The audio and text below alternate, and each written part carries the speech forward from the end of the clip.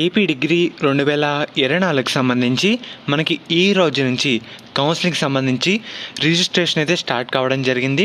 మనం ఏ విధంగా అప్లై చేసుకోవాలి, మీకు స్టెప్ బై స్టెప్ ప్రాసెస్ మొత్తం ఈ వీడియోలో డీటెయిల్గా చెప్పడం జరుగుతుంది. మీకు ఒక డెమో కూడా చూపిస్తానమాట. దాని ద్వారా మనం ఎలా అప్లై చేసుకోవాలి మనకు కూడా ఒక ఐడియా అయితే రావడం జరుగుతుంది, మీకు కూడా తెలుస్తుందన్నమాట. మెయిన్గా మీకు వెబ్సైట్ లింక్ కూడా డిస్క్రిప్షన్లో ప్రొవైడ్ అయితే చేయడం జరుగుతుంది. మెయిన్గా ఎలా అప్లై చేసుకోవాలి అని చెప్పే ముందు మనకి కొన్ని స్టెప్స్ అయితే ఉంటాయన్నమాట కౌన్సిలింగ్కి సంబంధించి. మనకి స్టెప్ 1 విషయానికి వస్తే మనం అప్లికేషన్ అయితే ఫిల్ చేయాలి, పేమెంట్ అయితే చేయాలి. స్టెప్ 2 మనం అప్లికేషన్ ఫిల్ చేసిన తర్వాత ప్రింట్ అప్లికేషన్ అయితే తీసుకోవాలన్నమాట. దాన్ని ఒక ప్రింట్అవుట్ అయితే తీసుకోవాలి. తర్వాత మనకి వెబ్ ఆప్షన్లు అయితే ఉంటాయి. తర్వాత మనకి సీట్ అలాట్మెంట్ అయితే ఉంటుంది అన్నమాట. ఇలా మనకి 4 స్టెప్లు అయితే ఉంటాయి కౌన్సిలింగ్కి సంబంధించి. అండ్ అలాగే మెయిన్గా ఒకసారి మీకు ఇంపార్టెంట్ డేట్స్ కూడా చూపిస్తాను. మనకి రిజిస్ట్రేషన్ విషయానికి వస్తే ఈ రోజు నుంచి ఈ నెల 10వ తారీఖు వరకు టైం అయితే ఉందన్నమాట. ఈ టైంలోపు అందరూ అప్లై అయితే చేసుకునేలా ఉండండి. ఫర్దర్ మనకి డేట్ అయితే పెంచారన్నమాట. మెయిన్గా మనకి వెబ్సైట్ కూడా అప్డేట్ అయితే అవుతుంది. సో మీరు కాసేపు అయిన తర్వాత అప్డేట్ అయితే చేయండి, మనకి అప్లై అయితే చేయండి అన్నమాట. మెయిన్గా ఇక్కడ ఫార్మ్స్ అండ్ ఆప్షన్లో ఫిల్ అప్లికేషన్ ఫీ పేమెంట్ ఉంది కదా, దాని మీద ప్రెస్ చేయండి. లేదంటే ఇక్కడ స్టెప్ 1 మీద ప్రెస్ చేస్తే మనకి ఓపెన్ అయితే అవుతుందన్నమాట. ప్రజెంట్ ఇప్పుడైతే ఓపెన్ అవ్వట్లేదు, వెబ్సైట్ అయితే అప్డేట్ అవుతుంది కాబట్టి మెయిన్గా దాని మీద ప్రెస్ చేసిన మనకి ఇన్ఫో అయితే ఈ విధంగా రావడం జరుగుతుంది. మన ఇంటర్ బోర్డ్ పేరేంటి, ఏపీనా తెలంగాణనా వేరే స్టేటా సిబిఎస్ఈనా, ఇలా మనమైతే సెలెక్ట్ చేసుకోవాలన్నమాట. ఏపీ అయితే ఏపీ, తెలంగాణ అయితే తెలంగాణ సెలెక్ట్ చేసుకున్న తర్వాత మన intermediate or equivalent hall ticket number అయితే ఎంటర్ చేయాలి. దాని తర్వాత మన ఆధార్ నెంబర్ అయితే ఎంటర్ చేయాలన్నమాట. అండ్ అలాగే మన మొబైల్ నెంబర్, ఇది కూడా వర్కింగ్లో ఉన్న ఫోన్ నెంబర్ అయితే ఇవ్వండి. ఫర్దర్ మనకి ఎటువంటి ఓటీపీస్ వచ్చినా, సీట్ అలాట్మెంట్ గురించి అప్డేట్స్ వచ్చినా దానికైతే మెసేజ్ రూపంలో రావడం జరుగుతుంది. తర్వాత ఇది కూడా మనకి వర్కింగ్లో ఉన్న ఈమెయిల్ అడ్రస్ అయితే ఇవ్వండి అన్నమాట. ఇచ్చిన తర్వాత కింద సబ్మిట్ ఉంది కదా, దాని మీద ప్రెస్ చేయండి. ఒకటైతే గుర్తుపెట్టుకోండి, మీరు అప్లికేషన్ లేట్ అయినా పర్లేదు, అంటే మెల్లిగా అప్లై చేసినా పర్లేదు, కానీ మీరు ఇచ్చే ప్రతి డీటెయిల్ అన్నీ కరెక్ట్గా ఉండేలా చూసుకోండి. 1-2 సార్లు అన్నీ కరెక్ట్గా ఉన్నాయి లేవా ఇవన్నీ వెరిఫై చేసుకున్న తర్వాత విషయంలోకైతే వెళ్ళండి. ఇక్కడ సబ్మిట్ మీద ప్రెస్ చేసిన తర్వాత మనకి ఇన్ఫో అయితే ఈ విధంగా రావడం జరుగుతుంది. మనకి ఇలా అయితే వస్తుందన్నమాట. మన అప్లికెంట్ పేరు అంటే మన పేరు, పూర్తి పేరు, మన 10th క్లాస్ మార్క్స్ మెమోలో ఏ విధంగా ఉందో ఫుల్ నేమ్ అలా ఎంటర్ చేయండి. తర్వాత మన డేట్ ఆఫ్ బర్త్ అయితే ఎంటర్ చేయండి.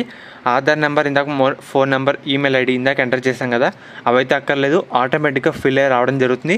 మన జెండర్ ఏంటి, మేల్ అయితే మేల్, ఫీమేల్ అయితే ఫీమేల్. అండ్ అలాగే ఫాదర్ పేరేంటి, మదర్ పేరేంటి, మన క్యాస్ట్ కేటగిరీ ఏంటి, మైనారిటీ స్టేటస్, ఎస్ అంటే ఎస్, నో అంటే నో. అండ్ అలాగే ఫీజు రియంబర్స్మెంట్ ఇన్కమ్ మనకి ఒకటైతే గుర్తుపెట్టుకోండి, మనకి ఇక్కడ 3 ఆప్షన్లు అయితే ఉంటాయి. ఒకటి నో, నాట్ అప్లికేబుల్, ఇంకోటి అబోవ్ 2.5 lakhs, ఇంకోటి బిలో 2.5 lakhs. ఒకసారి చూసుకోండి, మనకి ఫీజు రియంబర్స్మెంట్ రావాలంటే బిలో 2.5 lakhs అయితే ఉండాలన్నమాట. ఇదైతే గుర్తుపెట్టుకోండి. అండ్ అలాగే మనకి 10th క్లాస్ సంబంధించి టీసీ అయితే అప్లోడ్ చేయాలన్నమాట. మన స్టూడెంట్ సిగ్నేచర్ అయితే అప్లోడ్ చేయాల్సి ఉంటుంది. అండ్ అలాగే స్టూడెంట్ ఫోటో కూడా అప్లోడ్ అయితే చేయాలన్నమాట. ఇవన్నీ చేసిన తర్వాత అండ్ అలాగే దానికి ఎందుకు వచ్చిన తర్వాత ఎవరైతే స్పెషల్ కేటగిరీ విద్యార్థులు ఉంటారో, అంటే physically challenged, NCC, sports and games, cap, extra curricular activity, వీళ్ళలో ఎవరైతే ఉంటారో ఎస్ పెట్టండి, లేదన్న వాళ్ళు నో అయితే పెట్టండి. దాని తర్వాత మనకి డీటెయిల్స్ అయితే ఈ విధంగా ఉంటుందన్నమాట. మన ఇంటర్ హాల్ టికెట్ నెంబర్ ఇందాక ఎంటర్ చేసాం, బోర్డ్ డీటెయిల్స్ ఎంటర్ చేసాం, బ్రిడ్జ్ కోర్స్ అయితే ఎస్ లేదంటే నో.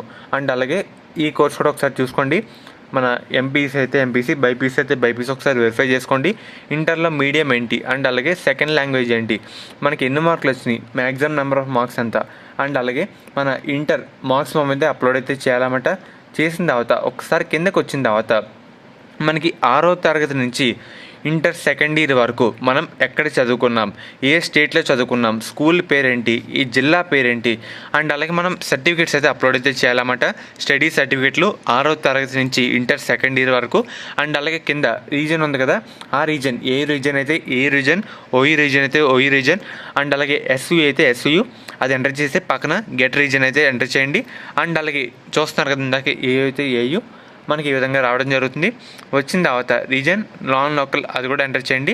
అండ్ అలాగే మన అడ్రస్, మెయిన్గా ఇదే, మన స్టేట్ ఏంటి, జిల్లా ఏంటి, మండల్ ఏంటి, విలేజ్ ఏంటి, స్ట్రీట్, అండ్ అలాగే హౌస్ నెంబర్, పిన్ కోడ్, ఇవన్నీ ఎంటర్ చేసి సో టిక్ మార్క్ అయితే ఇచ్చేసి కిందకైతే రండి.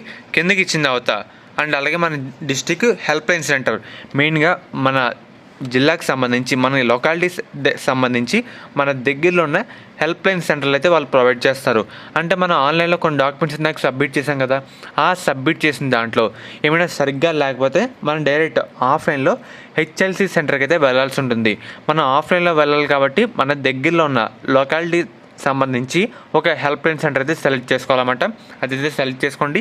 మీ దగ్గరలో ఉన్న లొకాలిటీకి సంబంధించి హెల్ప్ లైన్ సెంటర్ అయితే సెలెక్ట్ చేసుకోండి. తర్వాత దీని మీద ప్రెస్ చేసి వెరిఫై అండ్ సబ్మిట్ ఉంది కదా, దాని మీద ప్రెస్ చేయండి. ప్రెస్ చేసిన తర్వాత మనకి పేమెంట్ డీటెయిల్స్ అయితే ఇలా రావడం జరుగుతుంది. వచ్చిన తర్వాత ఇక్కడ క్యాస్ట్ కేటగిరీకి సంబంధించి సపరేట్ విద్యార్థులకి సపరేట్ అమౌంట్ అయితే ఉంటుంది అన్నమాట. సో ఒకసారి చూసుకోండి. మనకి నెట్ బ్యాంకింగ్ కానీ డెబిట్ కార్డా క్రెడిట్ కార్డా అది ఆప్షన్ సెలెక్ట్ చేసుకొని మనకి టోటల్ పేమెంట్ అమౌంట్ రావడం జరుగుతుంది. Agree to terms and conditions for request for registration దాని మీద టిక్ పెట్టి కింద పేన్ ఉంది కదా బ్లూ కలర్లో, దాని మీద ప్రెస్ చేయండి.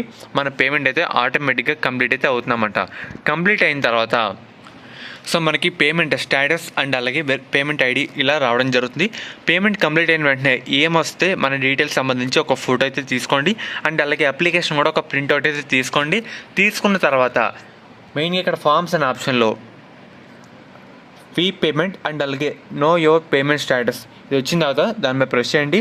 మన పేమెంట్ సక్సెస్ అని వస్తే పర్లేదు, ఏమైనా రాకపోతే మనకి పేమెంట్ అయితే రీఫండ్ పడుతుంది. ఒకసారి మనం వెరిఫై అయితే చేసుకోవాలన్నమాట.